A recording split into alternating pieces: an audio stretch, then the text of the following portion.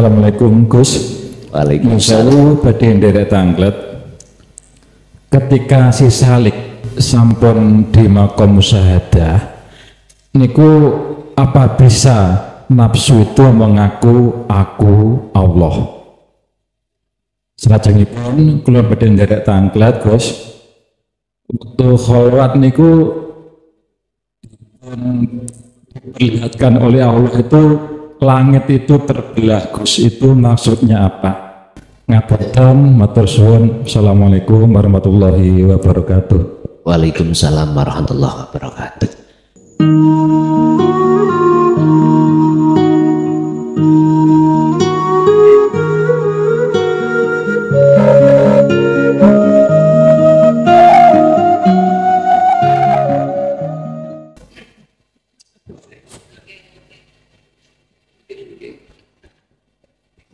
Assalamualaikum warahmatullahi wabarakatuh.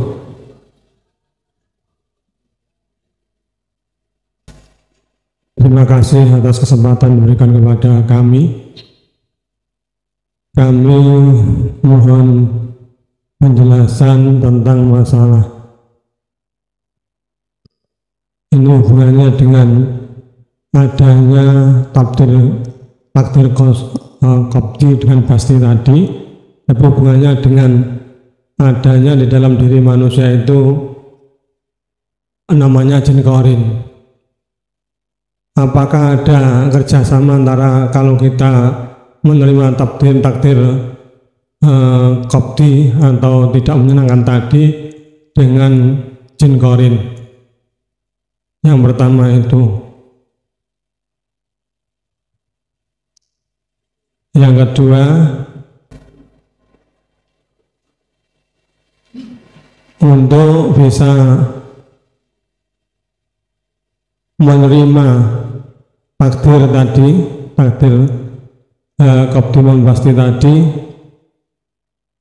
apakah yang harus kita lakukan apabila kita menerima takdir yang keduanya tadi? Itu saja sementara. Atas penjelasannya saya sampaikan terima kasih. Matur suwun. Apakah ada kerjasama antara wujudnya takdir dengan jin korin itu? Tinggal kita menjawab dari mana? Dari asbab, sebab akibat, atau enggak? Dari syariat ataukah dari hakikat? Wallahi billahi tallahi, datangnya satu keadaan apapun, Allah tidak pernah berserikat terhadap siapapun. Hakikat asli nih.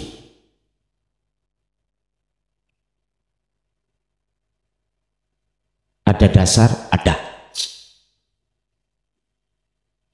Mungkin bisa dibuka dalam surah yang menyampaikan terkait masalah syafaat itu, Pak. Surat napa? Az-Zumar 4, Pak. Ini langsung Rasulullah, boten tember-tember. Adakah Allah berserikat terhadap Muhammad ibnu Abdillah untuk menyampaikan syafaat ini?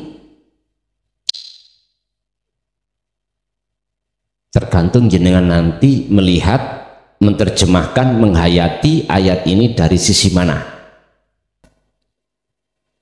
Kalau sisi syariat sih jelas Rasulullah. Kalau kita menghayati, ngerteni ayat ini dari sisi hakikat, beda lagi. Inilah letak kalau Allah tidak akan pernah berserikat terhadap siapapun. Kul, katakan Muhammad. Sendika dawuh, Napa Gusti ingkang kula sampaiake? Lillahi ku tetep kedue Allah apa asy-syafa'atu utawi pertolongan jami'an kelawan sekabehane. Artinya ayat itu pertolongan syafaat itu milik Allah.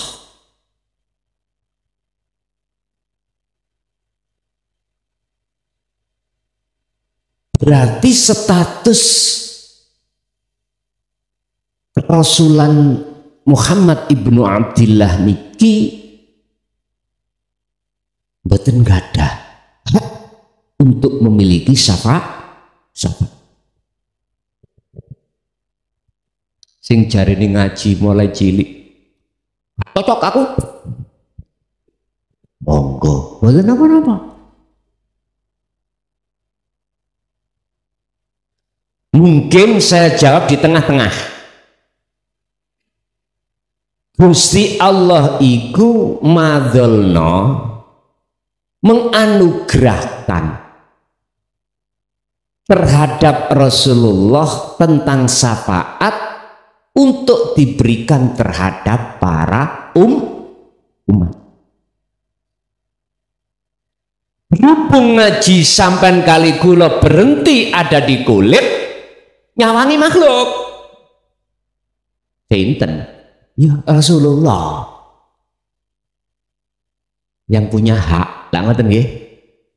Sami dengan air niki lho. Kita haus meminum air.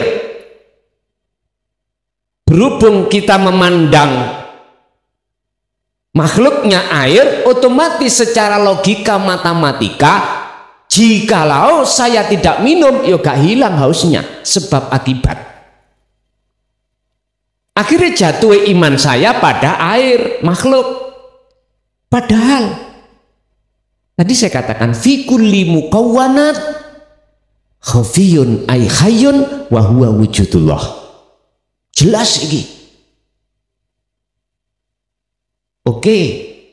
Dalam surat Al-Ankabut, Allahu khalaqakum wa ma ta'malun. Wa ma isinya ma itu semuanya. Wa malan opo wae tak maluna kang do muncul dari seluruh makhluk iku sangka ndi? Sangka urip, sangka Allah. Berarti koyok seper kayak ke apa? Koyok bahasanya. Seakan-akan air itu bisa menghilangkan rasa haus. Koyok baginda Rasul iku bisa memberikan pertolongan.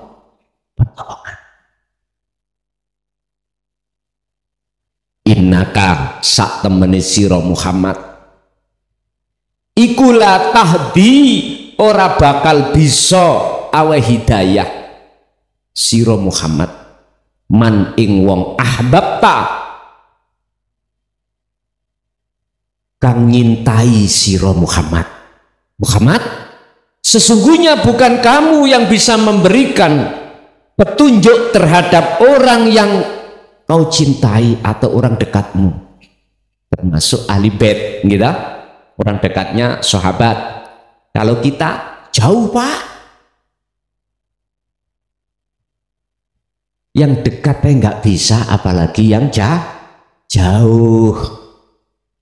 Terus siapa yang memberikan petunjuk itu, yang bisa memberikan petunjuk? Walakinallaha lan tetapine. Jelas toh?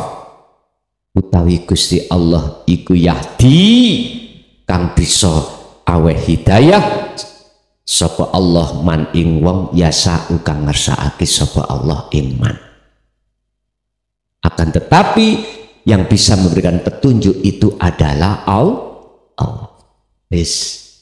Berkenaan dengan hal ini, ayat ini tidak jauh berbeda dengan apa yang koyoke kula sampaikan, sehingga hati sampai dong bisa sampai ke musyahadah, paham, koyoke klason. Aslinya sinten? Allah. berarti guru kita semua adalah Allah. Wes titik entek pun. Mengapa demikian? Supaya iman kita itu tidak jatuh pada makhluk. Disitulah supaya tidak ada penuduhan akwal, keadaan datang itu ada kaitannya dengan korin. Memang Pak, kalau kita lihat dari hukum sebab akibat nggih sampean ada kaitannya dengan korin. Contoh, aku kok isok ketok perkara iki ya. Berarti ono kongsi antara meripat kula dengan cahaya. Kongsi ini meripat kula melek, kongsi ini cahaya murup teko, akhirnya padang nggih. Sementara kita lalai yang satu setrum. Nggih mboten? Mengapa kita lalai pada Allah? Kebanyakan itu tadi jawabannya macam-macam. Kalau gula nggak dasar di surah Al-Baqarah ayat 5 dan 6, ya ini ki alasannya. Innalladzina kafaru itu dimaknani hati yang tertutup, hati yang buta. Iku sawaun alaihim a'anzartahum am lam tundirhum la yu'minun. Tidak percaya, dikasih wejangan atau tidak mau menerima, dikasih hidayah oleh Allah, tidak mau, ditolak. Makanya disebut kafaru. Padha uga wong iki dikandani atau tidak, tetap iku layu minun. Akibatnya apa? Khotamallahu ala qulu, dikunci sudah. Itu yang pertama, tinggal kita menjawab dari hukum sebab akibat syariat atau dari hakikat. Yang kedua,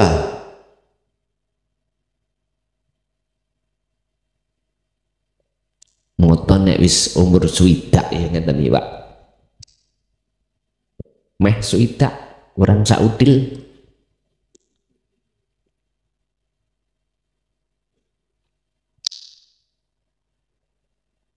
Menghadapnya dalam satu keadaan baik qabdi maupun basti, apa yang harus kita lakukan? Mafi'luha, apa yang harus kita lakukan Pak? Kembali kepada materi tadi, langgengno dzikir pun caranya apa? Ketika keadaan itu datang, biar tidak mempengaruhi hati sampean terhadap Allah, mandek hati meneng. Jangan bahas nopo-nopo kecuali rasakanlah kehadiran wujudnya Allah. Pun biar Allah sendiri yang giring sampean dari su'aul basirah ke ainul basirah. Cukup bagi jenengan kali kula ngelanggengno ngasah dzikir di tahapan su'aul basirah, merasakan kehadiran wujudnya Allah, meyakini wujudnya Allah ya sebagai sang yang berperan. Mau ngoten mengke dikirim dewe, sampean akan difanakan sendiri, keakuan diri jenengan makhluke niku pun difanakno dewe oleh Allah. Namun niku sing kedah sampean jalankan. Lanjut. Assalamualaikum warahmatullahi wabarakatuh. Tepangaken Gus, nami kula Suwarno, asli dari Banyumas, sekarang domisili di Blitar. Nggih, Banyumas, Jawa Tengah. Nggih. Nggih. Ingkang kala wingi niku WA panjenengan niku.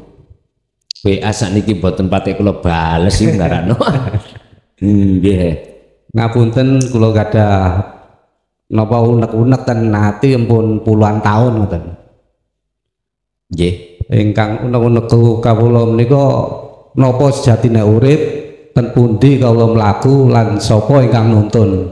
Iku ingkang setunggal. Ingkang kaping kalih semenjak kula WA panjenengan terus dalune niku kula kok kados enten sing maringi buku tapi kosong. Teras kula kan maos wacanen kitabmu ngaten. Menika pertanda napa Gus? Matur mbah nuwun. Wassalamualaikum warahmatullahi wabarakatuh. Waalaikumsalam warahmatullahi wabarakatuh. Hakikate urip. Tadi kan saya katakan hayyun wa huwa wujudullah. Hakikate urip iku wujude Gusti. Bukan mata dohir ini yang dijadikan alat untuk menghadap bersaksi, enggak.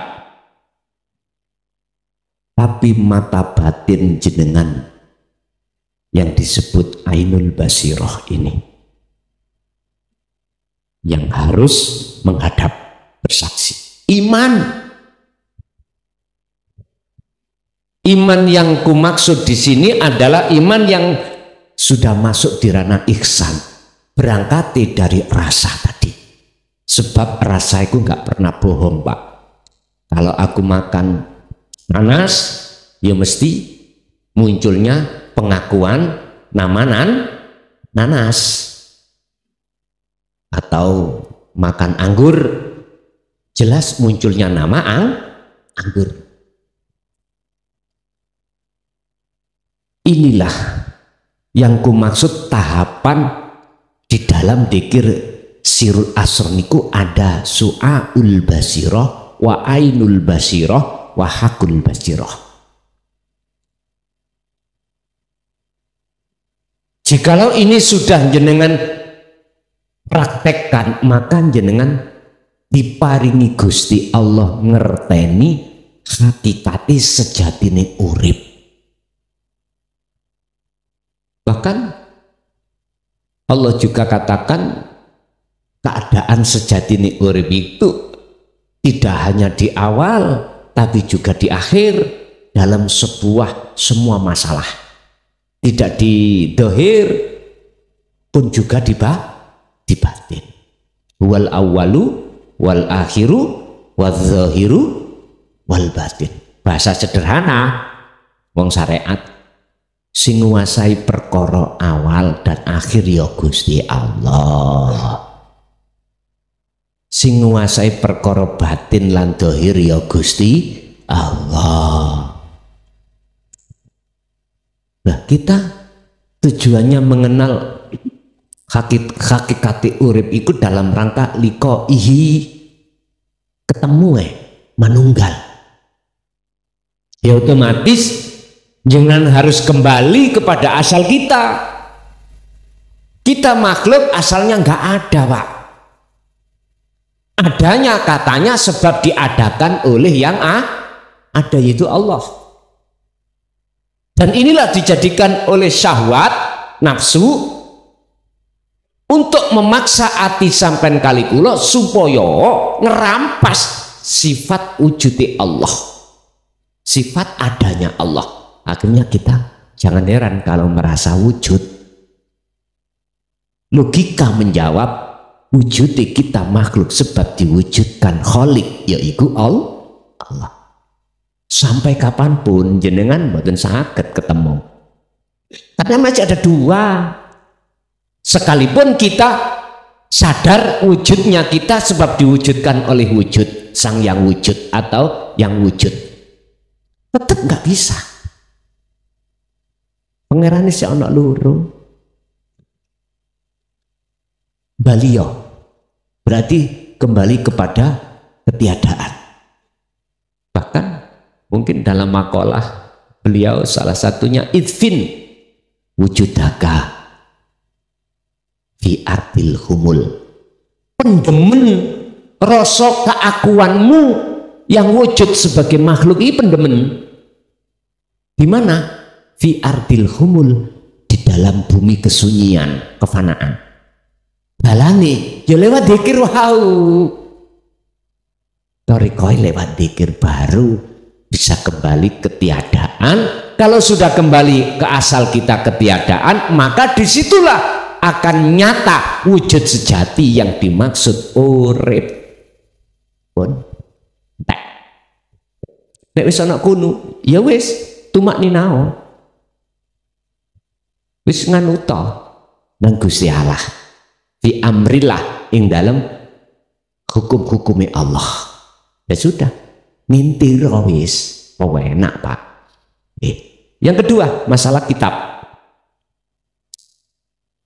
Ini sebetulnya Bapak Ibu yang dimaksud kitab itu yang disimpan oleh Romo di atas pogo ditutupi kekep.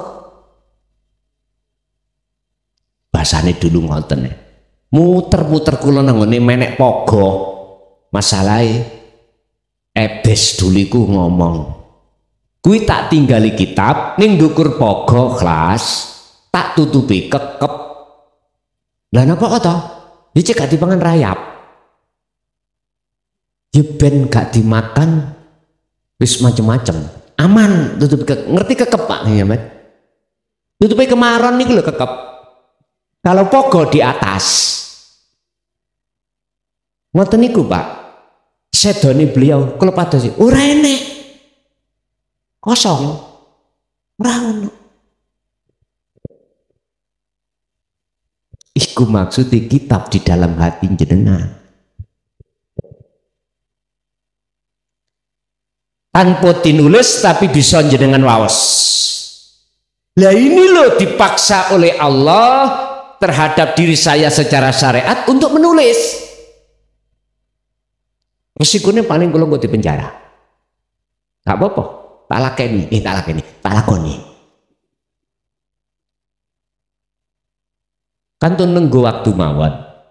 Habis kitab awal sampai 4 jilid, ya 4 jilid, pasti menginjak kitab akhir. Kitab akhir itu 30 jilid, kita 30 juz. Ya sudah.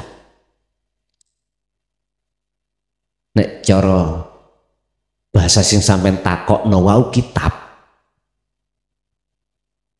Itulah Pak Al-Quranul Qadim. Titik. Itulah wahyu-wahyu Allah yang tersirat, yang ada di dalam ayat Qur'aniyah dan Kauniyah. Qur'aniyah berarti tulisan Quran, Al-Quran Karim itu. Kauniyah alam niki Pak. Alam niki. Makanya orang dulu zaman kuno gak ngerti maca Quran. Alam ini yang dijadikan sebagai pembelajaran untuk mengesahkan Allah. Para kekasih Allah dulu itu dihaturi Allah untuk menerjemahkan ayat-ayat kauniyah untuk mendapatkan ayat-ayat yang tersirat. Iki yang disebut Al-Quranul Qadim, tanpa ditulis tapi bisa diwaca. Nah iki dipaksa ditulis. Tapi tolong jenengan sing gak dibagai Gusti Allah aja muring-muring. Pasti niku mengki seleksi pon. Nah, sing kitab awal sih siapapun bisa untuk mengkonsumsi belajar monggo, tapi nek kitab akhir engko dhisik. Mengapa harus ada muncul Quran? Al-Quranul Karim. Padahal Allah juga menurunkan wahyu terhadap Nabi Isa. Sempurna nih kitab disebut kitab Injil. Mengapa harus muncul Taurat? Apakah kurang sempurna wahyu Allah itu di dalam Taurat? Apakah kurang sempurna Jabur wahyu Allah? Kok kadik diturunkan lagi sampai 4 ini? Yang tujuannya untuk menyempurnakan. Apakah tidak sempurna? Sempurna Pak. Oleh karena Banyak tangan-tangan syaiton yang merubah maqasidul a'dham, makhlus syahidnya perwahyu itulah, maka diturunkan sebab asbabun nuzulnya mulai Jabur, Taurat, Injil, Al-Quran. Tinggal pertanyaannya sekarang, apakah perwahyu di dalam Al-Quranul Karim itu ada yang menyelewengkan maksudnya? Ya sudah, saya tidak berkomentar terlalu ke dalam. Saya berkomentar enteng-entengan aja. Ada faktor indikasi-indikasi untuk merubah ayat-ayat Allah dalam Al-Quran. Mungkin jenengan eling namanya Salman Rushdie, sekitar tahun 88 atau 89. Ingat Pak?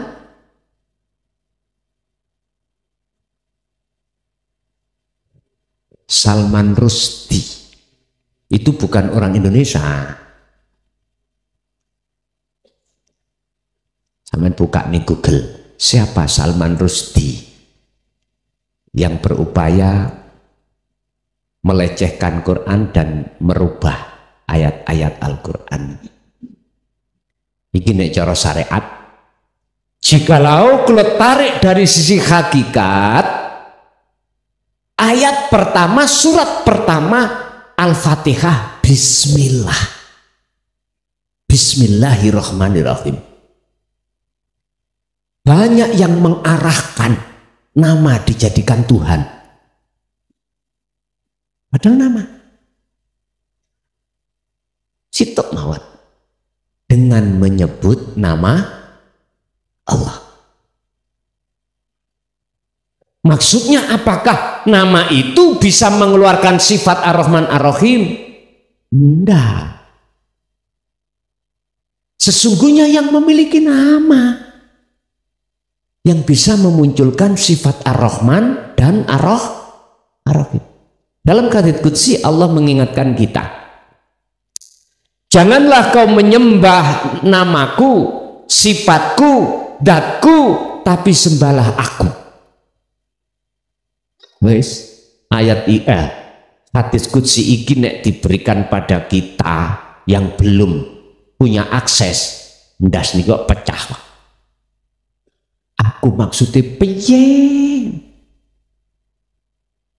Oke, di luar hadits qudsi Al-Quran, kita masuk ke ranah surat Toha ayat 14. Innani anallah la ilaha illa ana. Ana terus ingsun. Fa'budni yo ana ingsun.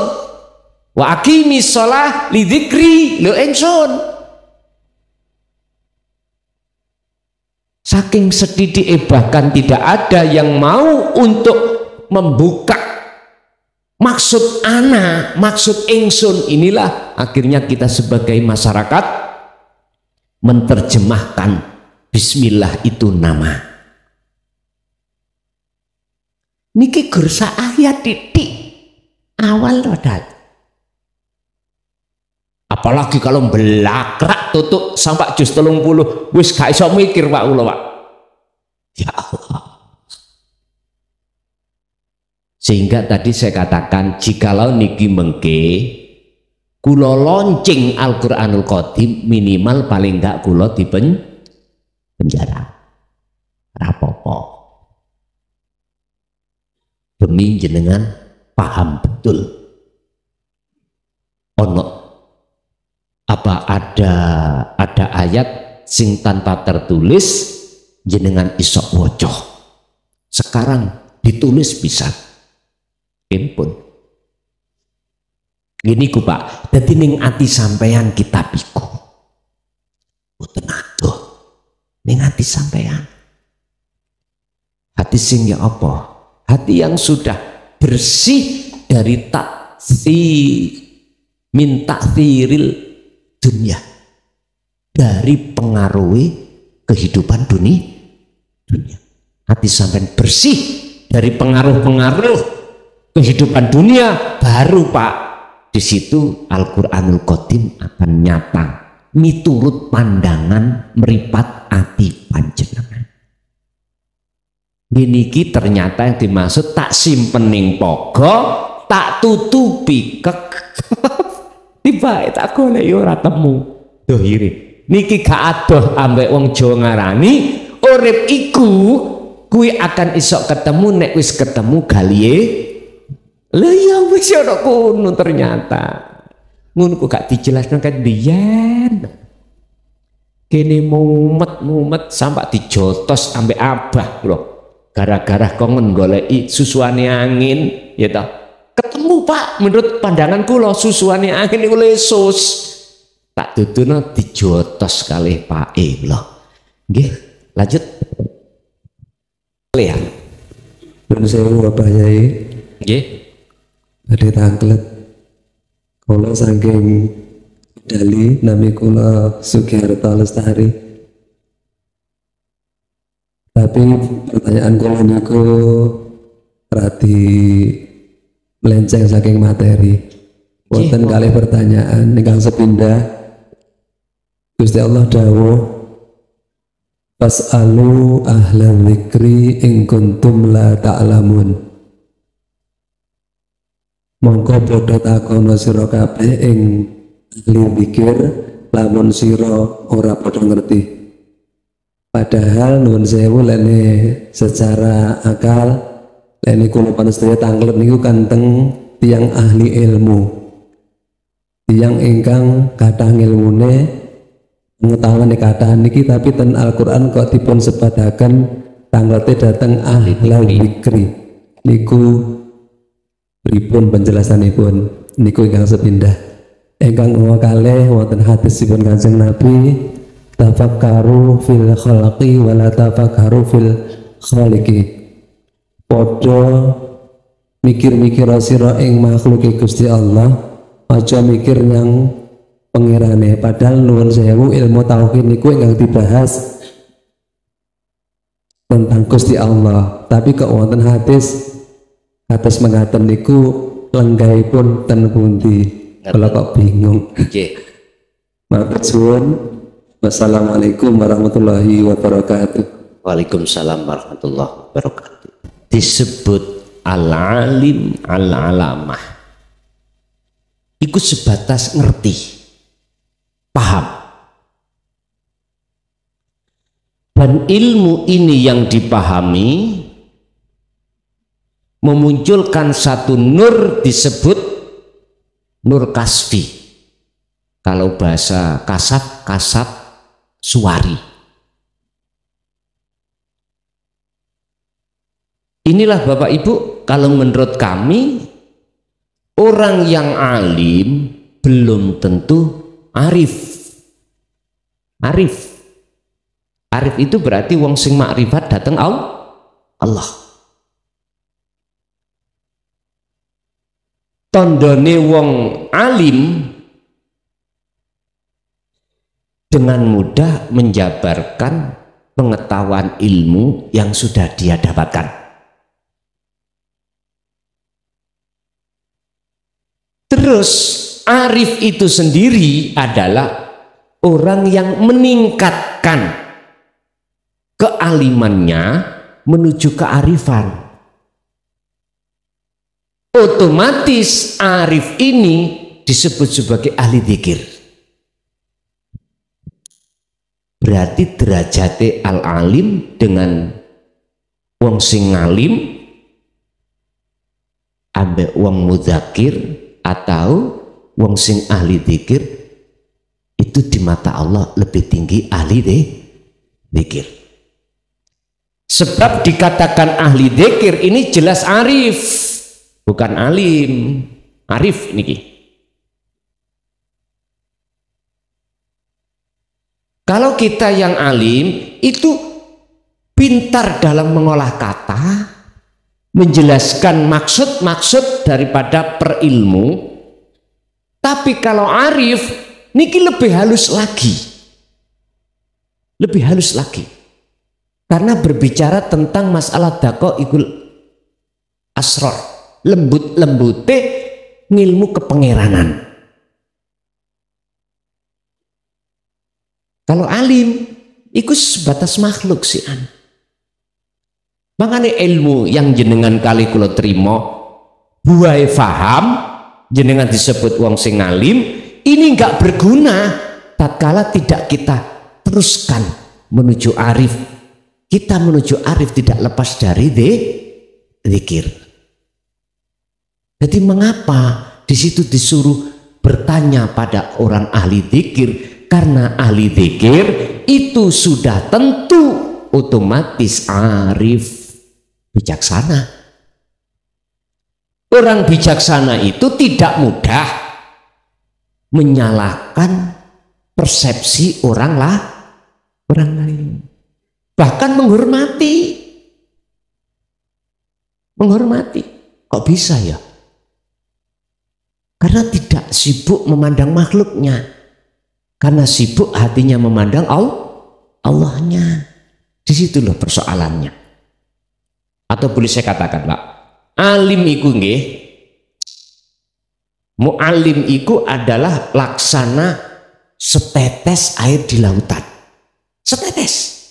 Tapi arif yo air yang ada di lautan. Ya wis niku pun. Makanya mengapa Al-Qur'an jikalau kau bertanya, tanyalah pada orang yang ahli zikir. Bukan ahli zikir nyun sewu ya. Yang nanti nggo tasbih sak meter nih wah. Bukan yang dengan sifat atau nama, bukan itu. Yang tak maksud zikir di sini adalah kesadaran hati bahwasanya segala hal apapun yang keluar dari makhluk itu tidak dari makhluk, akan tetapi dari urib, yaitu Allah Subhanahu wa ta'ala. 1, 2 tafakkaru fi khalqillah. Niki maksude khusus untuk ainul basariyah, mempunyai akal, disuruh untuk berpikir tentang ciptaannya. Urusan zatnya jangan jenengan pikir. Ana nggone dhewe ada tempatnya sendiri. Ainul basiro, angen-angene ati kelawan rasa iku lho Pak, plekpon. Maksudnya ada di situ.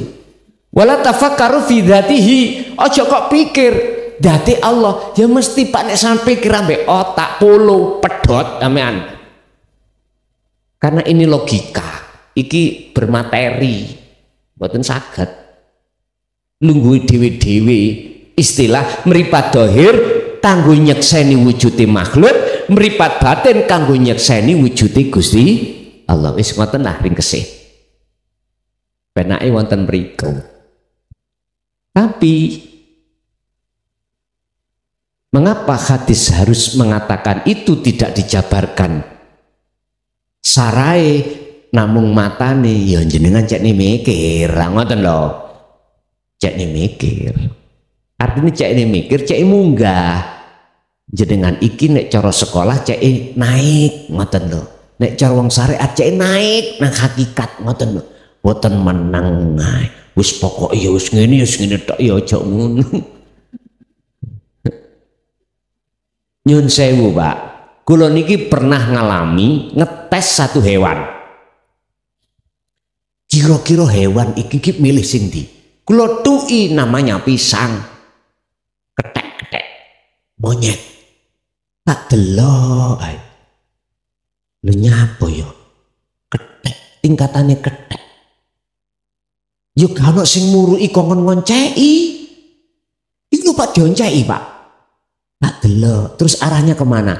Ternyata yang didahar, yang dimakan, iku isine, dalamnya, bukan kulite. Sing marahi sopo gitu. Nek cara logika, mboten enten Pak nggih kethek niku sekolah. Tapi ya wis niru mbok-mbokne, ngoten lho. Beda dengan sapi Pak. Kalau diduki pisang ya dipangan sak kulit karena pelajarannya mulai awal itu mbah bapakne, makne iku ngajari dipangan sak kulite.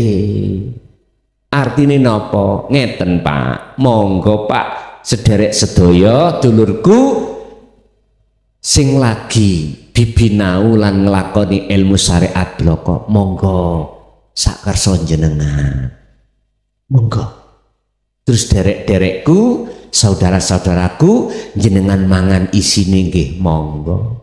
Derek-derekku nek sampean pangan karo-karo nggih monggo. Wis ngoten mawon kula. Banyak apa? Sebab kula sibuk sapa sing garakno jenengan mangan kulit tok, isine tok, bahkan sak kulite dipangan. Ya wis Gusti Allah maneh. Wis cair Pak nek ngeten. Nggih, dadi Pak kesimpulane hadis niku untuk memikir tentang dzati Gusti Allah jangan memakai akal tapi pakailah dengan hati mekaten. Ganti ibuke saiki menawi wonten kalau ada monggo, kalau enggak ya geser nang Pak Imane. Monggo Bu. Assalamualaikum warahmatullahi wabarakatuh. Waalaikumsalam warahmatullahi wabarakatuh. Dipun tepangaken kawula Bu Nur Badriah saking Dusun Gentor, Desa Candirejo. Badhe nyuwun pirsa Gus, boten sesuai tema. Ngaten napa niku hakika secara hakikat menika dos pundi? Sering kita mirengaken wonten kajian syariat menika bilih kagungan putra utawi putri ingkang dereng dipun ngakekoi benjing leknipun sampun pejah, lek pun sami-sami pejah benjing boten saged pinanggihan kranten tasik wonten gadean. Pengertosan kang mengaten menika secara hakikat dos pundi? Ngoten nggih. Nggih. Assalamualaikum warahmatullahi wabarakatuh. Waalaikumsalam warahmatullahi wabarakatuh. Singkat kata tazkiyatun nafsi. Singkat kata bersih diri. Sebab apa kok bebersih diri? Karena ada indikasi apa? Kekotoran. Mengapa sampean harus nyaponi omah? Karena omahe kotor. Iku asal buat. Hakikat di dunia syariat dikatakan sebagai penebusan roh iku. Sakwise Gusti Allah nggadekno karena Gusti Allah kanthi duwe, Pak. Nggak punten, atik nggadek-ngadekno barang. Ini ada kaitannya dengan surat Al-A'raf ayat 172.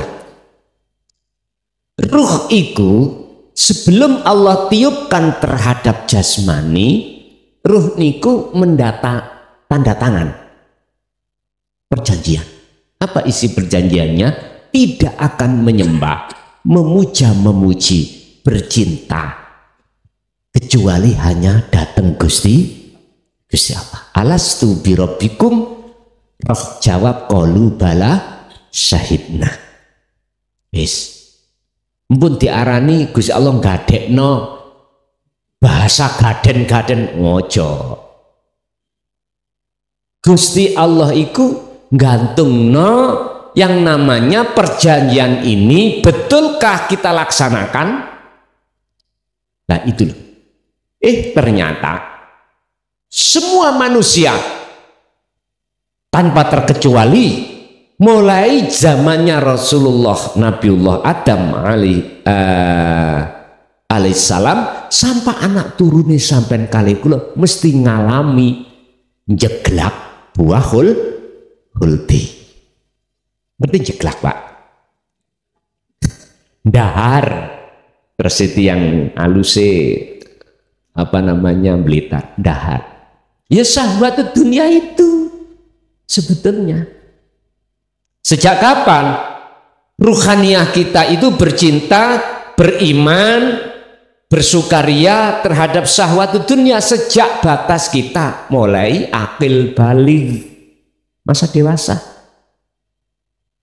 Siapapun kita ngincipi perkara sing kotor. Lho niki lho. Maksude iku sampean belehno wedhus. Wedhus niku gambaran sifat ulaika kal an'am balhum adzal, termasuk kal an'am, golongan kal an'am. Disebut kilpat sikile papat raja kaya termasuk wedhus. Blen sifat sampean iki lho sing kaya wedhus iku kudu dibel. Makanya saya katakan tazkiyatun nafsi, bersih diri. Bersih diri. Bersihkanlah semua perkara selain Allah yang sudah masuk dalam hati kita yang disebut hubus syahwat. Gini ki hakikate. Mosok Gusti Allah dibayar ambek wedhus. Dohiri yang mboten lah Pak.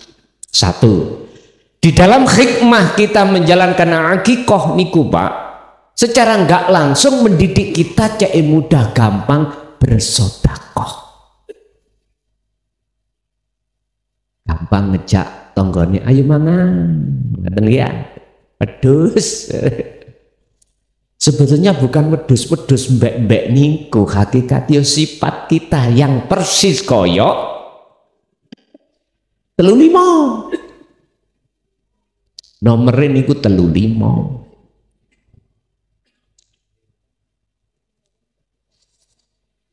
Atau boleh disebut sebagai sifat hewan ini wow. Oke, Ibu maneh langsung. Assalamualaikum warahmatullahi wabarakatuh. Waalaikumsalam warahmatullahi wabarakatuh. Ngapunten Gus badhe nderek tanglet.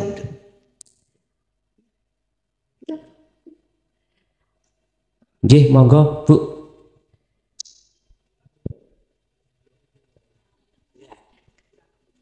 Ngapunten nggih niki badhe criyos kedhik ngoten. Nggih.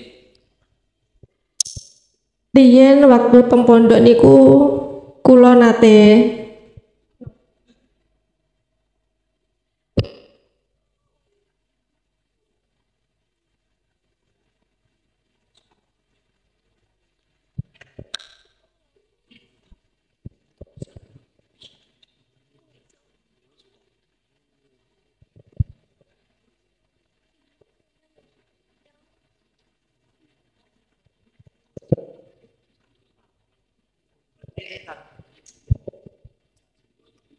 Pak punten Gus niku kula wakili ngoten.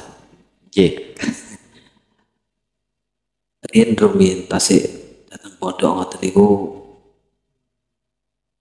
mriku nate badhe salat tahajud ngoten. Nate niku nate badhe salat tahajud. Salat tahajud. Nggih. Badhe ngoten rumaose niku bayang-bayangi kados ngetutne teng wingkinge ngoten. Ada bayang-bayang. Nggih ada. Yang seakan-akan napa niku? Salat niku enten bayang-bayangi piyambake niku nggih berjalan teng wingkinge ngoten. Nggih. Ngoten. Niku ingkang pertanyaan sepindah. Napa niku ngoten? Nggih, napa niku? Niku pitah. Terus ingkang angka kalih ngeten. Menika sampun ate tumut napa niku bayatan Qadiriyah kare Naqsabandiyah ngoten. Nggih, sami. Awal mula saderengipun nderek menika ketrumiyin niku dateng manahipun wonten benih-benih kalimah la ilaha illallah niku baik keadaan rame napa sepi niku teng manahe ngoten niku terus enten tuntunan la ilaha illallah ngoten. Sedangkan saking dawuh yai-yai lintu ngoten niku ingkang dawuhaken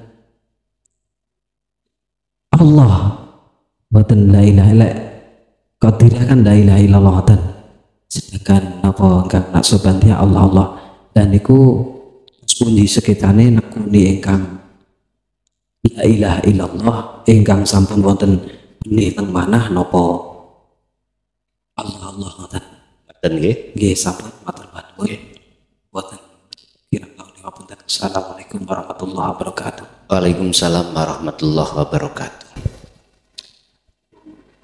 Berbicara tentang bayang-bayang, bukan bayang lungguh nih lho Pak ya.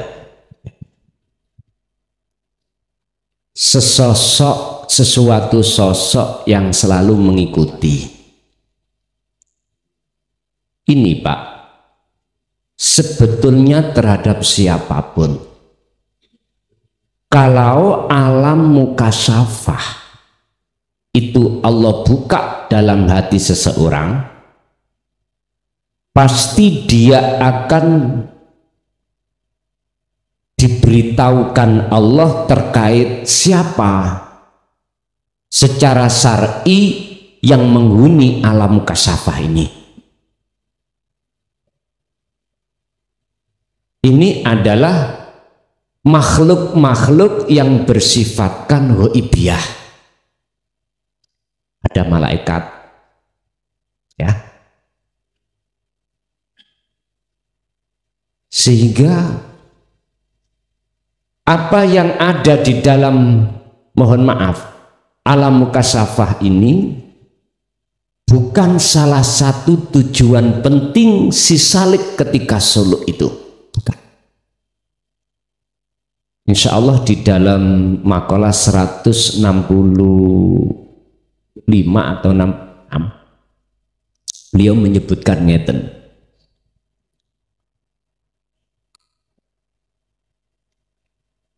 Kasab suwari itu gak penting. Yang ada di dalam alam mukasyafah ora penting. Sebab di dalam alam mukasyafah ini tidak ada bedanya dengan di alam muhadharah kasunyatan ini. Cuman bedanya kalau alam muhadharah kasunyatan ini kita memakai dengan mata dohir, kalau di alam mukasyafah dengan mata hati basiroh itu. Ini gak penting. Oleh karena ini gak penting, janganlah wahai si Salik ketika Anda suluk bertujuan untuk masuk di situ, jangan. Jangan Pak. Sebab luwih bahaya jenengan ketemu makhluk ghaibiyah, lebih berat dan lebih tebal pengaruhnya makhluk ghaibiyah daripada makhluk kasariah niki, ya, zahir niki. Jenengan untuk meninggalkan ini lebih sulit di alam mukasyafah. Nyuwun sewu, aku boleh bicara kisah. Meh setahun Pak, kalau niki ninggal ngoten niku sik diober-oberai.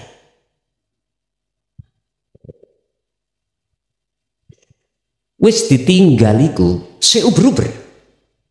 Mungkin jenengan ingat kejadian tahun 2010. Saya kan di penjara. 2 bulan itu di Polda. Geger di Polda iku metu iku lo ning omah. Padahal saya ada di penjara. Akhirnya di cross check di tempat sel-selan saya di tahanan itu. Lu ada.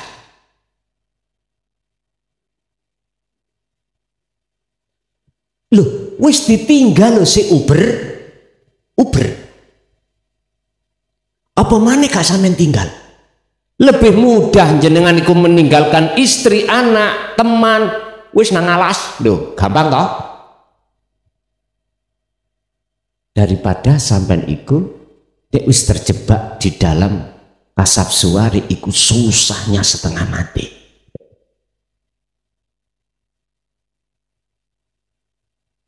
Blitar mungkin jenengan kenal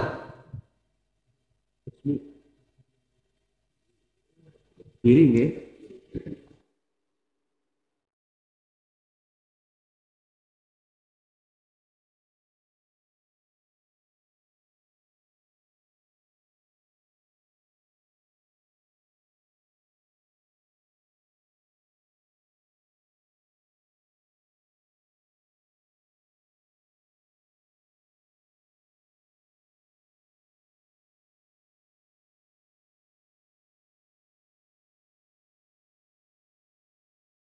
Kula mbayangi mendano sampak sedo durung pisah iku piye dadine.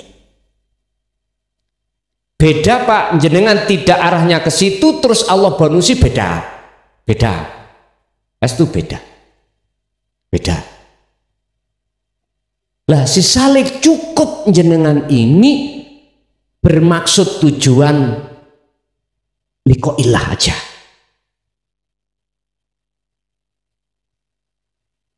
Ibu yang alami seperti itu apa?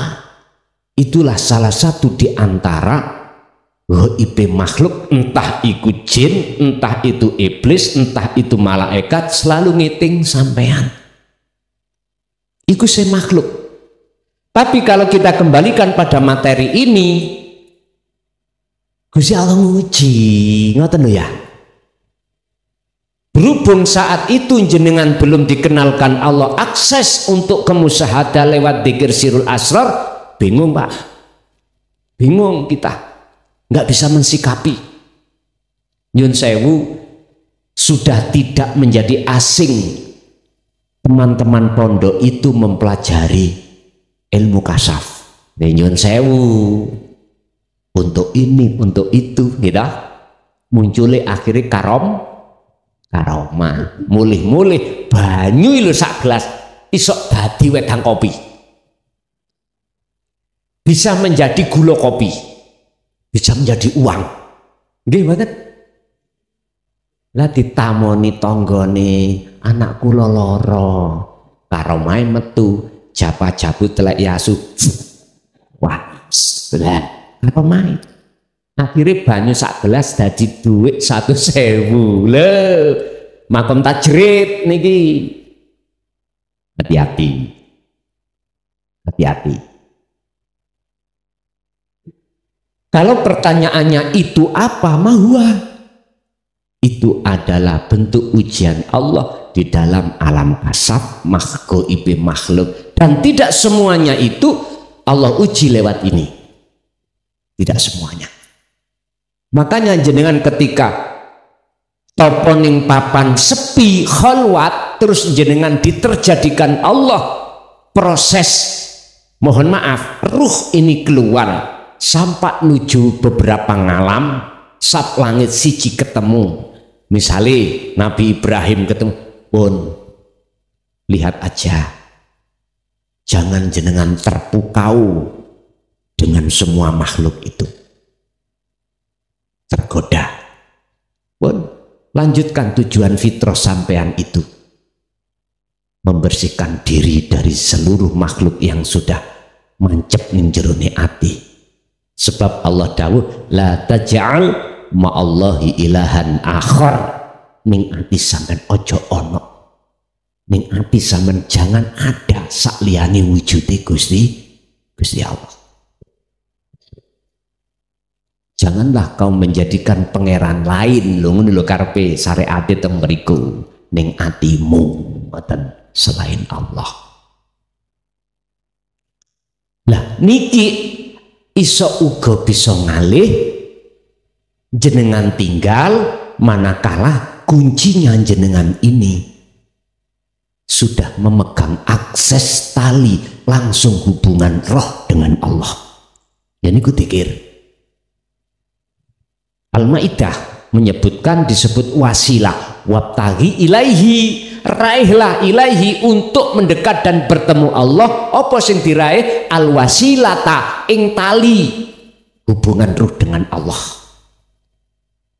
Wajahidu fisabilihi, dalam rangka jenengan iki bebersih diri merangi hawa nafsu di jalan Allah. Ini gimana?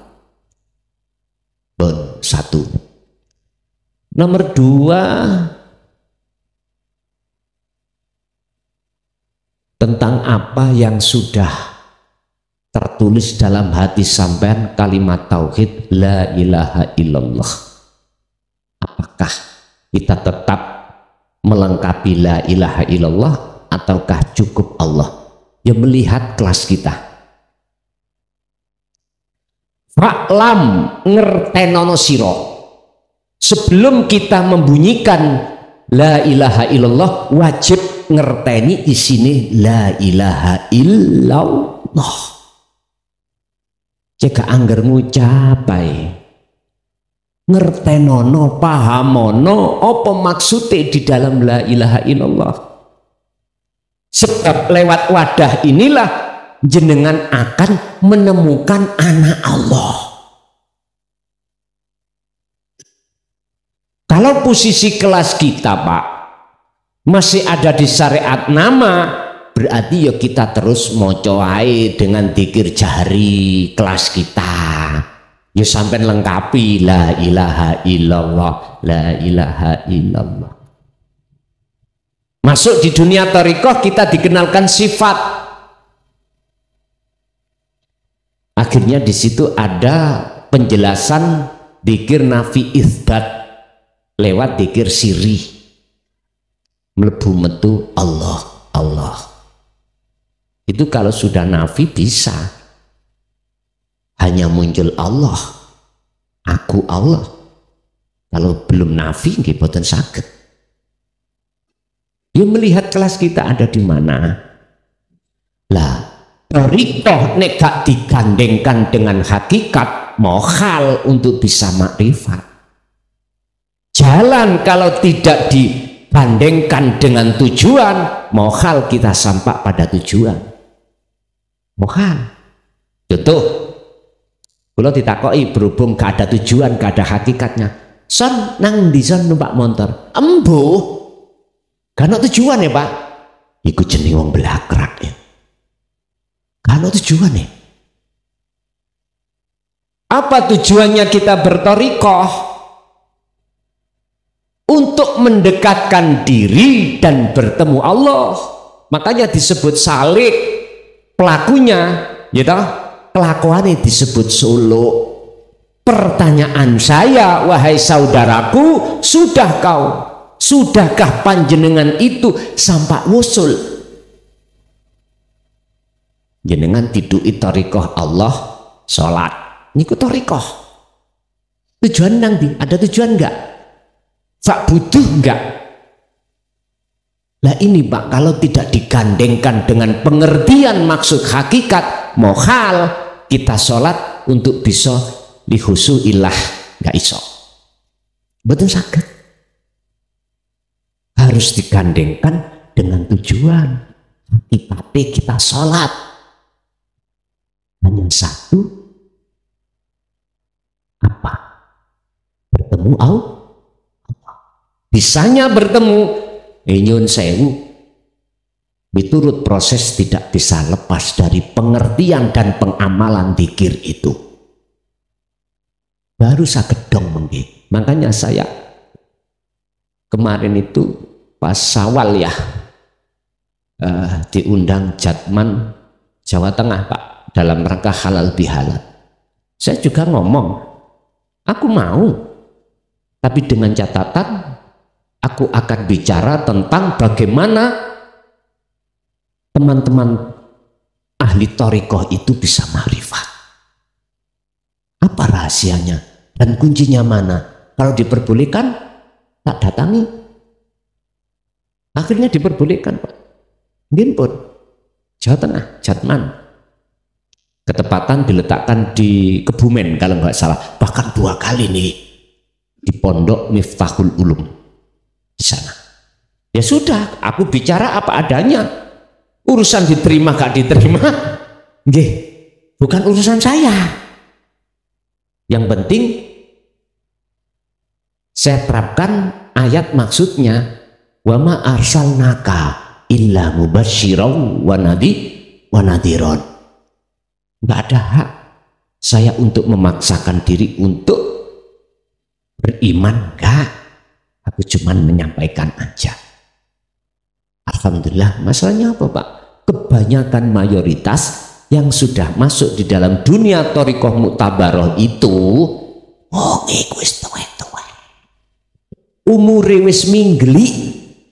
Ngerti minggli nggih? Dawil dengan kematian. Lu estu.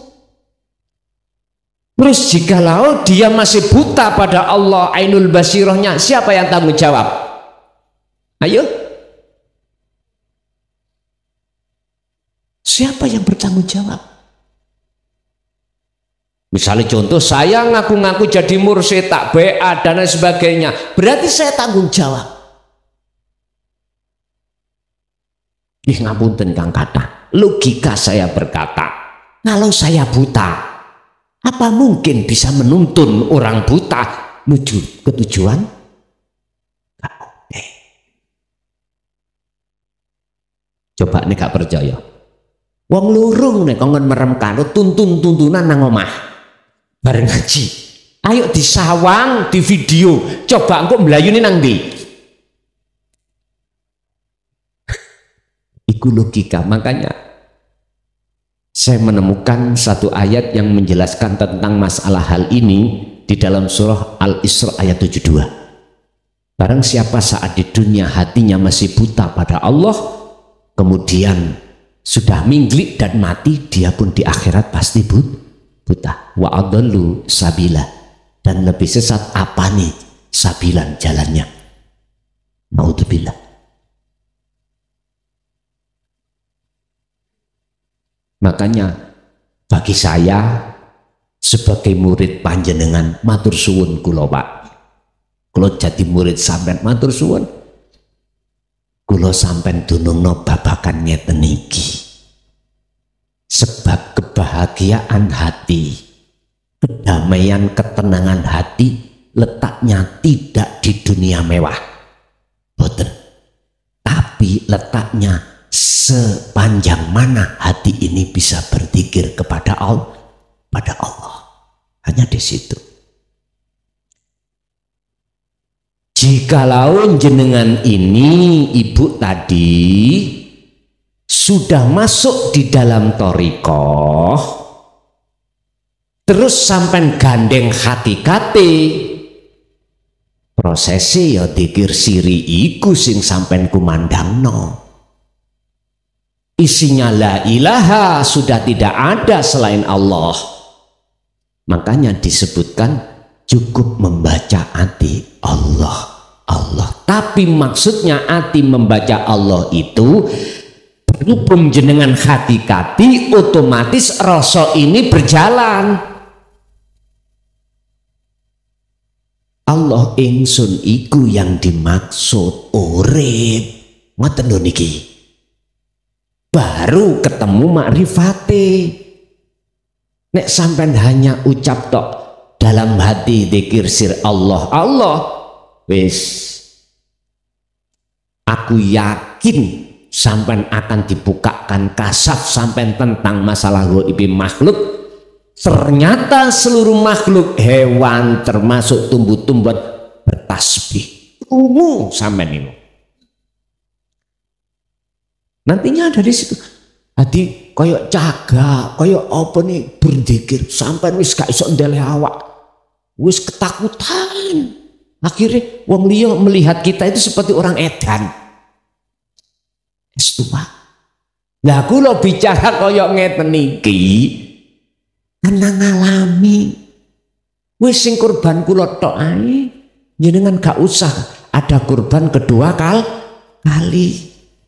Aku yakin jenengan jikalau memegang sirul asrar betul mempengaruhi jenengan. Tersikapnya dunia kasaf tidak akan menjadikan pengaruh hati sampai datang Allah. Aku yakin itu nantinya jadinya seperti itu. Nanti kalau sudah jenengan betul-betul sudah dikatakan makrifat Allah, wis bahasa nama Allah sudah enggak ada, bahasa hu ya enggak ada, diem Pak. Dieme iku akhirnya ben gampang diomongno ingsun. Ngoten lho niku. Wis kantun Gusti Allah meletakkan hati panjenengan Bu di mana. Tapi ingat, dalam surat Al-Anbiya tidak akan pernah bisa hati memunculkan aku Allah sebelum kefanaan akunya makhluk mekaten. Nggih, Ibu satu kali. Pak bonusi sak jam, aman. Assalamualaikum warahmatullahi wabarakatuh. Nyuwun sewu Gus niki pertanyaane pripun nggih? Namung insyaallah namung kula piyambak nami sing anu nggih. Terlalu enteng atau maksudnya kula. Ngapunten Gus niki kan kula niku pengen wusul sanget dumateng Allah.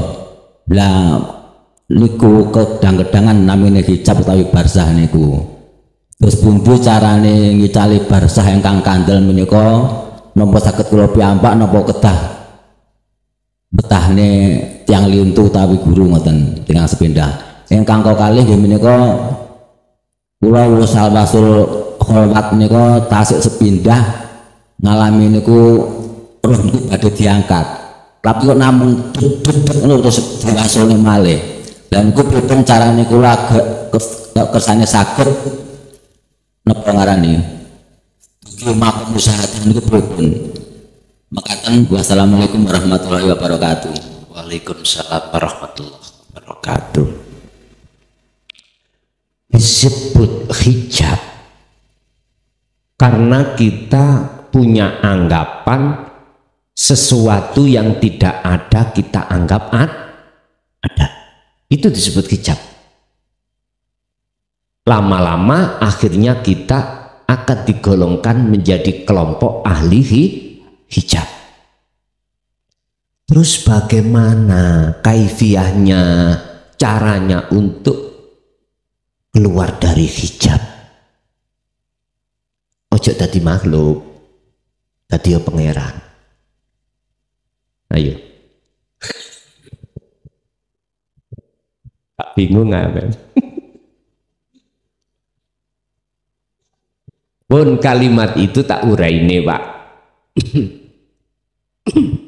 Kok tafsiran sampean kok boleh khawatir nuju nanggone Fir'aun yang pernah ngomong yang ada di Al-Quran itu. Ana rabbukumul a'la. Hak samarku ngono. Padahal arahnya tidak ke situ. Ngeten lho Pak. Selama di dalam diri kita ada ingsun makhluk, justru ini ingsun makhluk diri, ingsun makhluk selain diri, maka selama itu hati tidak bisa dikatakan bisa berjumpa pada Allah. Innal ladzina kafaru wal ladzina kafaru awliya'uhumut taghut yukhrijunahum minan nuri ila dzulumat. Al-Baqarah 257. Orang-orang yang menjadikan tauhid iku perkara sing ono kita teko ono niki. Perkara yang sejatinya itu tidak ada kita anggap ada. Niku namanya tauhid. Bahasa uraiannya, bahasa luhutnya tauhid iku berhala. Apa yang terjadi? Yukhrijunahum. Tauhid itu akan mengeluarkan kamu minan nuri ila dzulumat, menjadikan hati Anda itu gelap pada Allah. Sebelum ayat ini Allah juga katakan walladzin Allahu waliyul ladzina amanu yukhrijuhum minadzulumati ilan nur. Jikalau Allah itu yang kau jadikan sebagai imammu, penolongmu, maksudnya Allah itu adalah wujudnya, maka itulah yang disebut jenengan ikut di zona terang benderang. Bagaimana kaifiahnya, caranya kami bisa keluar dari zona gelap ini? sehingga menutupi hatiku terhadap Allah. Padahal Allah ya ada di dalam dan di luar diri kita, kok kita nggak tahu. Jawabannya, sampean gugah Pak, telengi hati itu sampean gugah. Yang kami sebut sebagai rasa itu sampean gugah. Fungsikan, rasa itu fungsikan dengan cara rasakanlah kehadiran wujud Allah yang kita sebut sebagai hidup. Buktinya semua apa yang terjadi yaiku sing duweni kuwi mau.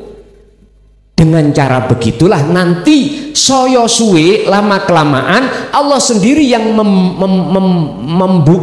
membuang hijab-hijab itu, bukan kita. Apakah harus ada pertolongan orang lain? Enggak Pak. Yang bisa mengalahkan nafsu, yang bisa menghilangkan hijab hanyalah Allah. Etikanya, akhlak kita berzikir terus. Udah, sederhana. Muter-muter jawabannya ono dzikir terus. Nggih. Wis gak ono wis muter-muter ono gunung sadar diri. Wis. Terus yang kedua, saya ketika kholwat pernah ngalami ruh itu dikeluarkan sebelum sampai ke musyawarah dikembalikan. Ini biasanya Pak ada rasa takut. Biasanya lo ya. Ada rasa takut karena pertimbangan anak, istri, utang siake dan lain sebagainya. Ingatlah, ketahuilah nyun sewu, itu semuanya adalah bisikan nafsu.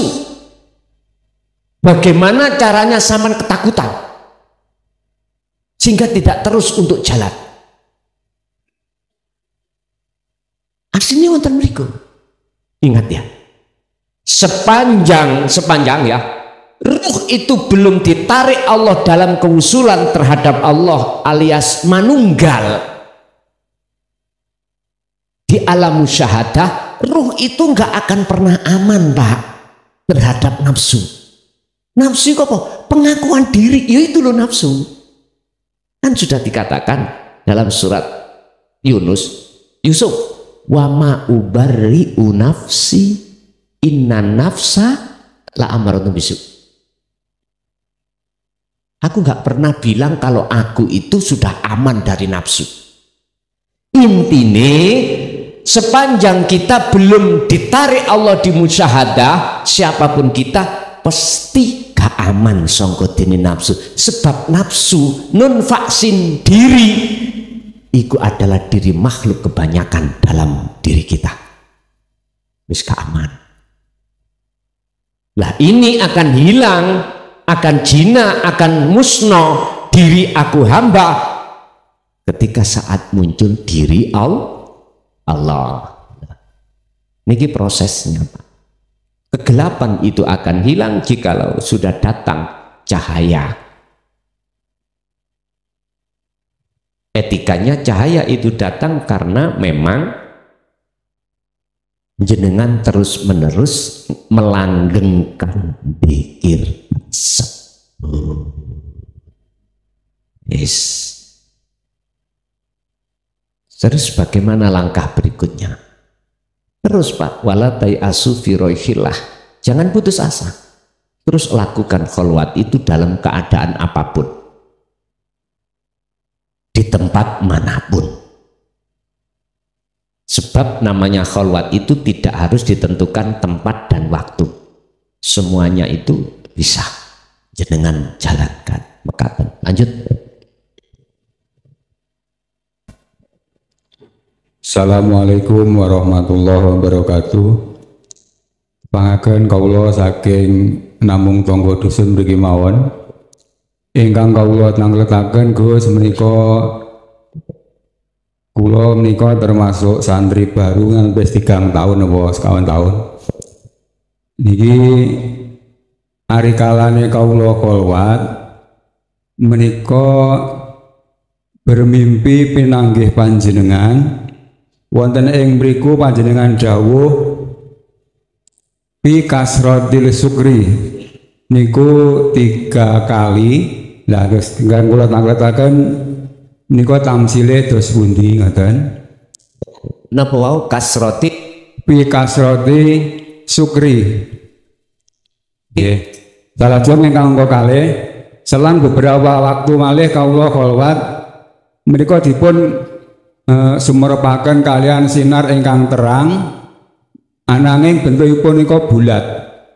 Sing terang menika wonten pinggir mawon terus tengahipun nika bolong ngoten. Terus ingkang nomor kalih menika kula nyuwun tamsilipun dos pundi mekaten. Assalamualaikum warahmatullahi wabarakatuh. Waalaikumsalam warahmatullahi wabarakatuh.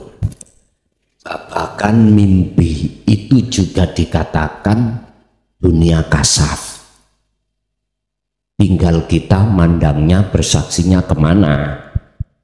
Sebetulnya sama dengan kita di muhadharah niki.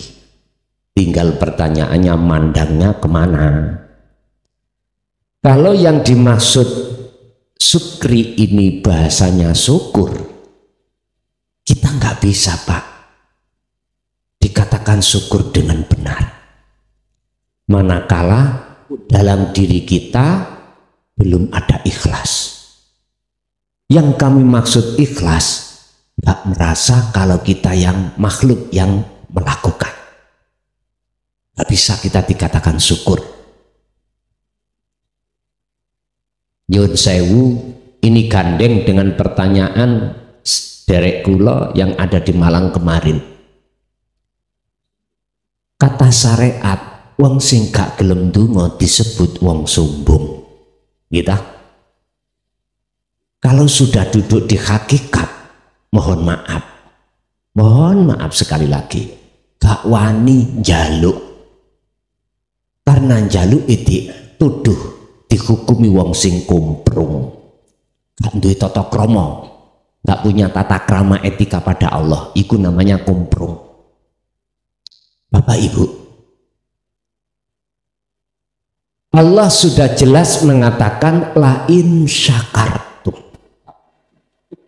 la azidannakum. Di situ tidak lepas dari kata ingsun. Berhubung kita tidak mengerti ingsun kemana sebenarnya, akhirnya hakikatnya syukur kita itu belum bisa tembus pada Allah. Akibatnya syukur kita itu puji kita pada makhluk. Kita ada masalah Pak, terus ditulungi tonggo kita. Matur suwun nang pundi? Tonggo. Padahal di dalam tonggo ada Allah nggak? Ada. Kita nggak bisa tembus di situ Pak. Akhirnya jatuhnya iman kita, yang bisa menolong kita adalah tetangga. Ini persoalan. Ngekeh kuwi syukur datang Allah, artinya kemakrifatan pertemuan jenengan datang Allah lewat bahasa syukur, gunakan. Satu hari satu malam kehitung 24 jam. Apapun keluar masuknya nafas, apakah ini bernilai maksiat apa taat nang Allah? Dikatakan maksiat manakala bebarengan napas ini kita lalai pada Allah, itu maksiat. Dikatakan taat pada Allah tatkala bebarengan napas keluar ini dibarengi hati ini ingat pada Allah. Sing tak maksud ingat, sadar bukan kita, makhluk. Yang wujud bukan kita, makhluk yang bisa ini bisa itu. Itu yang kami maksud syukur, ngekeh, memperbanyak syukurnya itu di situ. Bon, satu. Nomor dua, niki bisa ngkas Pak nggih. Terus pundi? Wis sesuai janjiku tak entekno mesti sanbah mulai jam pirang kok. Yang nomor 2 tentang cahaya. Cahaya terang dan cahaya gelap. Hitam silani nopo. Kulo tak tanya datang jenengan tapi pun dijawab Pak. Sing tanya tadi loh. Apakah munculnya cahaya terang itu dalam hati sampeyan? Apakah ingsun Allah apa ingsun nafs, ingsun diri hamba? Pun dijawab. Jikalau munculnya ingsun Allah sing nyata, ingsun jenengan makhluk itu sudah tiada, niku nur makrifat. Niki adalah kasaf maknawi kalau bicara hikam. Tapi jikalau di situ kok sik muncul penemu makhluk entah diri jenengan atau makhluk selain diri jenengan, maka itu kasab suwari. Cahaya disebut mbuh Cak Nur, mbuh Mbak Nur. Itu disebut kasab suwari atau nurullah. Pun niku jawabane. Lah sing gelap wau nopo? Sampai tidak akan menemukan indahnya malam hari di atas sana Pak. Ada bintang, bulan, jikalau tidak gelap. Siang jenengan tidak akan pernah bisa memandang indahnya bintang dan bulan. Bisa memandangnya bintang dan bulan manakala terselimuti dengan kegelapan. Oleh sebab itu janganlah kegelapan itu menjadikan butanya hati jenengan. Bisanya bagaimana? Dadi sira seperti codot utawa lawa. Keluarnya kan malam hari, tapi enggak tabrak. Beda kalau kelelawar keluar siang. Artinya apa? Jikalau kebiarin dunya sing ono ati sampean kali kula niki sudah tiada, makhluk semuanya dalam hati sudah tiada, itu namanya jagate ati sampean iku disebut gelap. Gelap sangka dene makhluk. Lah dibalik kegelapan itu keindahan munculnya nyatanya bintang dan bulan yang kuartikan sebagai Allah. Tapi jikalau dalam hati sampean terang urusan dunya hubus sahawah, iku justru juga dikatakan gelape ati datang Allah, tapi nyatane sakliyane Gusti Allah di dalam diri kita. Terserah milih putih. Jadi bagi si arif sudah tidak ada bedanya antara cahaya gelap dan cahaya terang. Alam gelap dan alam terang nggak ada bedanya. Gini Pak, jenengan yang disebut wasilun itu ketika saat sendiri yo ketemu Allah, saat di tengah keramaian hiruk pikuk dunia jenengan yo sik panggah hati ketemu Gusti, sehingga hubus sahawah kebiarin dunia nggak bisa mempengaruhi jenengan. Inilah contohnya koyok dini seperti ikan yang hidup di lautan air asin, tiap saat dan waktu campur baur jasmani gembul asin, tapi rasanya ikannya dagingi nggak terasa. Iku sebab ikannya hidup. Coba nih ikannya mati koyok iwak tempe, diuyai dilu mawon asin. Mekatenlah ayat-ayat kauniyah bisa dijadikan sebagai pemahaman untuk bertemu Allah di sini. Lanjut. Assalamualaikum warahmatullahi wabarakatuh. Waalaikumsalam warahmatullahi wabarakatuh. Ngapunten niki wau kok tiba-tiba pengen bertanya. Apa perbedaan dan persamaan dalam kita mempraktekkan zikir sirur asror dan fana'ul zikri? Apakah rasa saat berzikir sirur asror itu akan hilang saat fana'ul zikri? Nggih, ngoten mawon Gus. Matur suwun. Assalamualaikum. Waalaikumsalam warahmatullahi wabarakatuh. Apa persamaan atau perbedaan antara zikir sirul asrar dan fana'ul dzikri? Jawaban saya ini proses, Bu. Khusus ini ruhaniyah perjalanan si salik menuju wusul Allah. Sirul asrar itu bisa saya katakan telengi hati, berangkati dari pangroso, disebut su'aul basirah. Ini masih ada dua, ada yang merasakan, ada yang dirasakan, ada yang memandang, ada yang dipandang, ada mata untuk memandang. Ini tahapan sirul asrar di tahapan pertama, dan ini memang jalannya jenengan nggak apa-apa, walaupun masih ada dua, ada tiga rangkaian, nggak ada masalah karena ini prosesnya. Proses tazkiyatun nafsi memang ada di situ.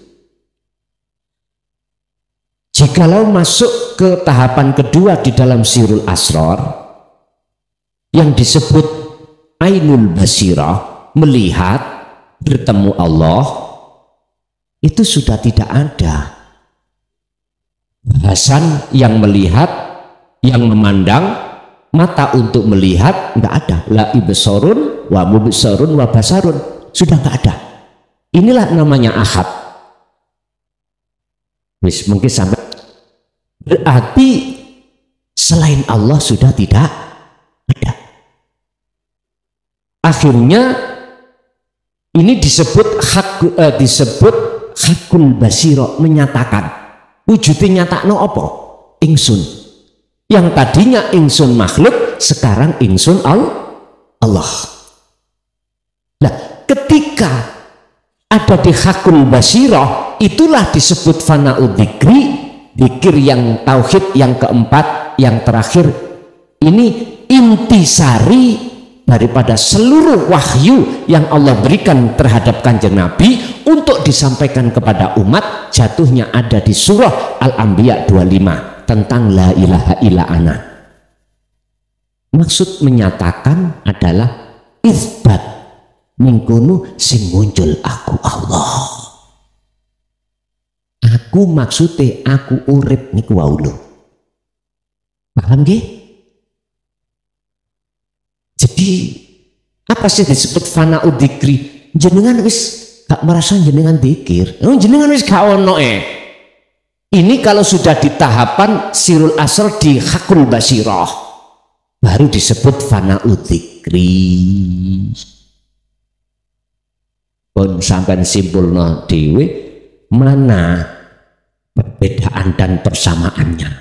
Kalau boleh saya katakan perbedaannya itu ketika saat masih jatuh di tahapan pertama di su'aul basirah, itu masih ada yang menghadap disebut makhluk, ada yang dihadap disebut kholik, ada mata untuk menghadap disebut ainul basirah.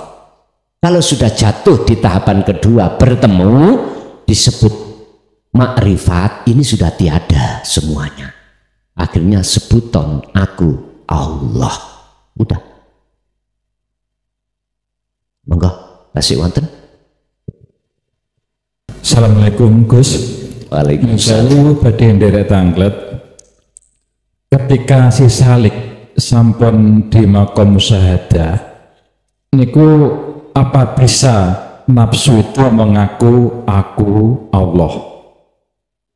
Salajengipun kula badhe nderek tanglet Gus. Untuk kholwat niku diperlihatkan oleh Allah itu langit itu terbelah Gus, itu maksudnya apa? Ngaten matur suwun. Assalamualaikum warahmatullahi wabarakatuh. Waalaikumsalam warahmatullahi wabarakatuh. Bisakah nafsu itu mengatakan aku Allah? Jikalau sudah dimusyahadah, sing ngaku itu Gusti Allah dhewe, Pak. nafsu sudah tidak ngaku karena nafsu sudah hancur.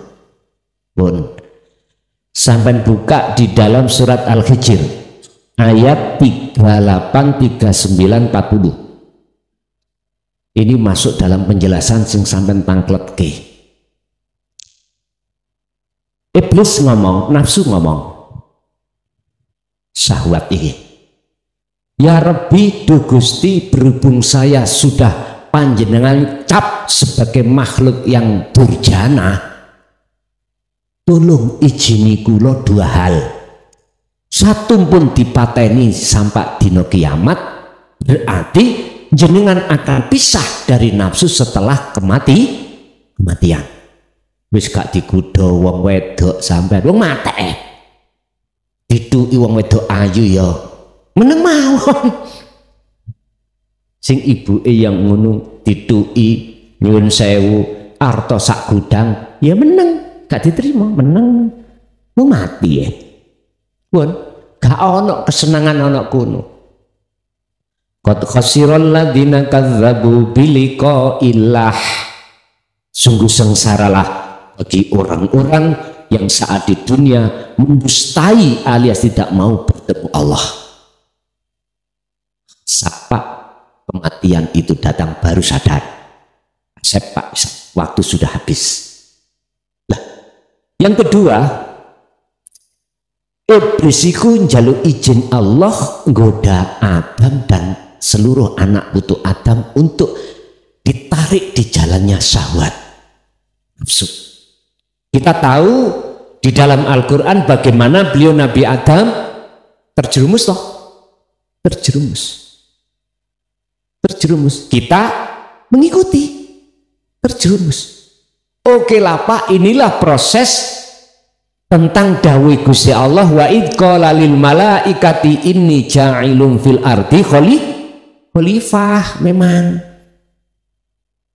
ya sudah, kita gembul atau hati ini tercampur dengan kekotoran. Yang terpenting adalah sebelum masa yang Allah tentukan kita sudah kembali ke fitrah lagi, gitu loh.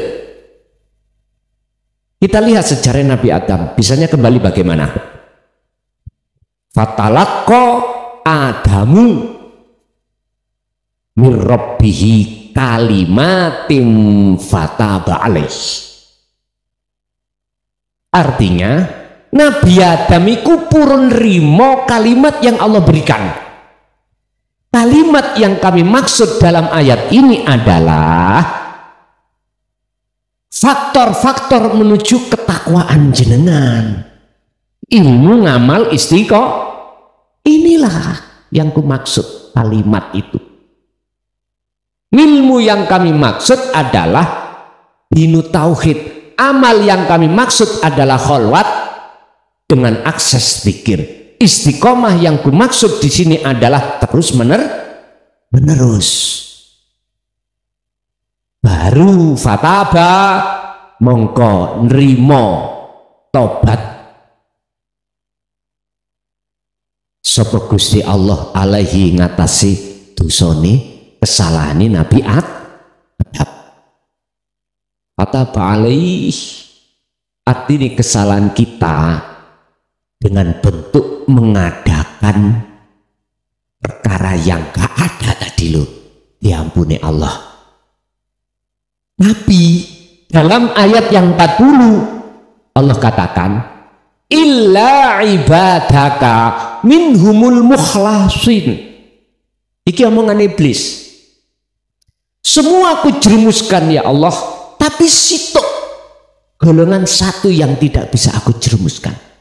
Illa ibadaka, kecuali piro-piro hamba sampean ya Gusti. Minhum iku setengah saking ibad al mukhlasina utawi golongan wong sing dipilih Allah. Siapa yang dipilih? Kembali lagi tadi keterangan wong sing dipilih wong sing piye. Intine yaiku wong sing memegang hatine takwa. Pun titik. Berarti amannya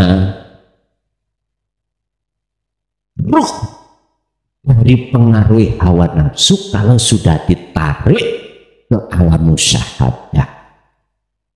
Kalau sudah ke alam musyahadah dikatakan, maka sing ngakoni aku Allah itu Allah sendiri. Nafsu nggak bisa, Pak. Hancur sudah. Kalimat nafsu, kalimat akal, kalimat roh, kalimat jiwa, kalimat sukma sudah nggak ada, sudah lebur sudah. Bon, itu yang pertama. Yang kedua, tentang langit dibelah. Itu piye maksudnya? Inni wajjahtu wajhiya lilladzi fataras samawati wal ardo. Kalau isinya langit dan isinya bumi di dalam hati sampean itu sudah Allah fanakan, maka wama ana minal musyrikin. Hati jenengan itu sudah tidak lagi golongan orang yang menyekutukan Allah. Artinya mafhum mukhalafahnya adalah kebalikan kata, jikalau isi langit dan bumi belum dibelah oleh Allah, belum difanakan oleh Allah, maka kita itu wa ana minal musyrikin, golongan orang yang masih menyekutukan Allah. Itu maksudnya. Berarti nggak bisa ini wajah tu wajia. Makanya bahasa apa? Bahasa kiamat itu kan musnoi sakliyani Gusti Allah.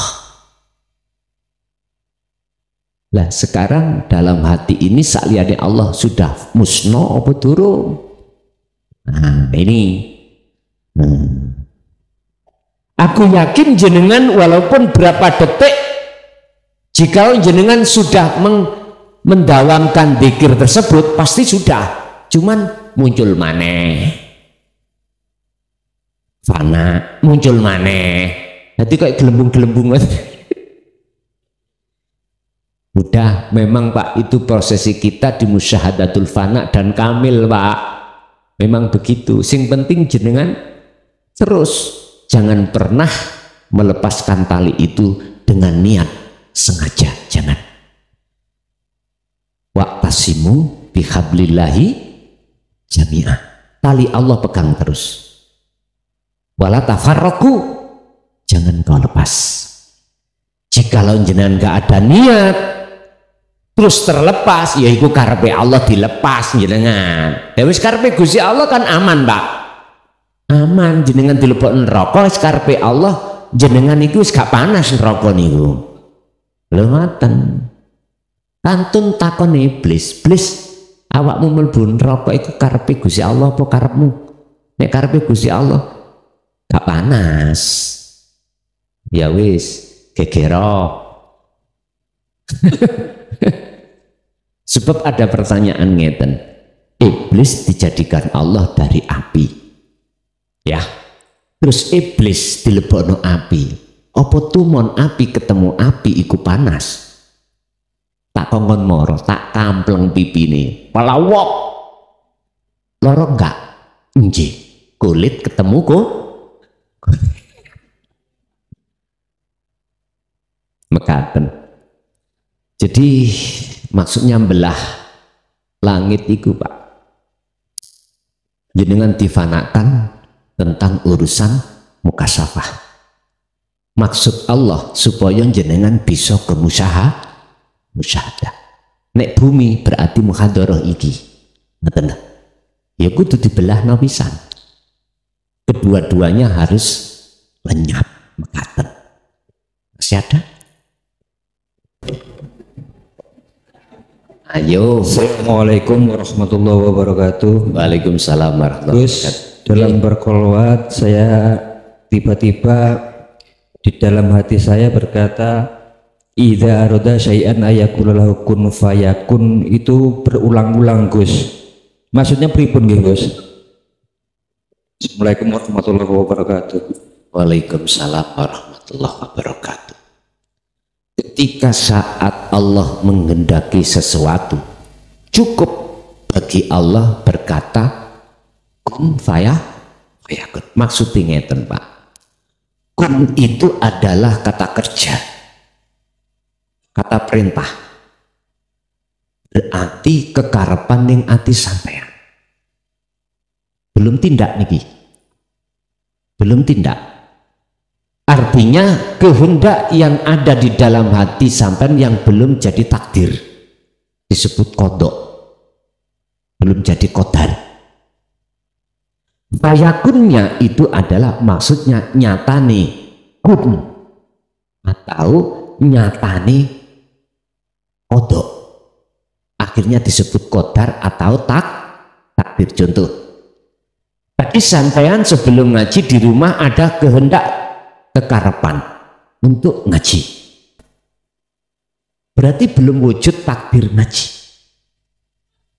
Ada beberapa proses jenengan berangkat dan lain sebagainya. Ketika saat jenengan sudah sampai di majelis dan ngaji di majelis, ini namanya qadar atau takdir. Inilah fayakun. Maksudnya di dalam hati sampean namanya irodah, kekarepan. Sampean sujeni dulu. Jangan diaku-aku iku karep kita. Jangan. Sebab kalau kita masih mengakui karep kita sebagai makhluk, itu di atas jalan nafsu tasiah. Jangan. Bersihkan. Otomatis jenengan harus meniadakan keakuan diri dalam hal yang karep, keinginan. Muncul keinginan akune Allah, maka nyatane keinginan akune Allah disebut fayakun, yaiki wujud nyatane kun. Tinggal jenengan kali kula ngalir mawon, kalau sudah ngerti dan mempraktekkan hal ini tinggal ngalir aja.